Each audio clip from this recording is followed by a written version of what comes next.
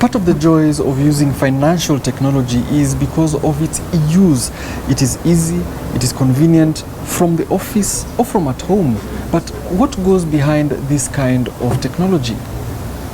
At the Nairobi Securities Exchange, the market capitalization, which is the total value of all shares of listed companies, is about 2.6 trillion shillings. This represents about 23% of Kenya's economy and highlights the significant role played by the capital markets in wealth creation. It's about education, granting access, growing assets, and conserving the assets, right? So Wealthtech plays a critical component in educating every single Kenyan about financial matters, helping them access financial markets, and finally helping to grow their wealth. Ndovu co-founder Nyang'eri tells us that despite the growth, further action is needed, required to ensure all Kenyans are involved in securities to create wealth. There are two different regulations that are sort of clashing. So we're engaging with government to harmonize, right? Because you'll be in compliance with one side and then the other guy on the other side says, hey, you're not in compliance with this one.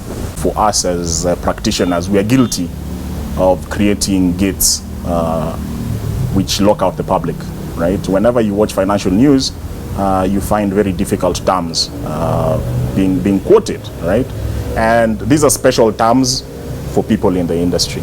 What we need to do, and the effort is from ourselves, it's not from the public, it's from practitioners like ourselves, to break down these terms, use very simple terms to communicate to the public. Innovations have been mulling the use of technology as a means of marrying securities and ease of access to entice uptake. This has seen the entry of various online investment platforms, with some having varied success, such as the M Akiba bond, which was a retail bond issued by the government to raise money to fund infrastructural projects. Ndovu adds to the list of growing mobile investment applications targeting the securities market. So being Kenyans, what we did is we went out, spoke to people just to prove this theory of ours, that the same stuff that we've seen worldwide actually impacts and affects many people. We also realized from these interviews that the available options in Kenya especially were very expensive. So we decided to tackle all these things, grant access, provide education, and make it affordable to everyone. That is Ndovu in a nutshell. The startup aims at demystifying investments. People are coming in. There's a Kenyan aspect to it where folks come onto a platform and they say, what are the returns? What are the returns, right? So we are working very hard as Ndovu to provide education first and let everyone know investing not just about returns. We need to align it to your risk profile, your personality, and your intention for the future. Kenya is among countries driving financial inclusion through the use of digital financial solutions.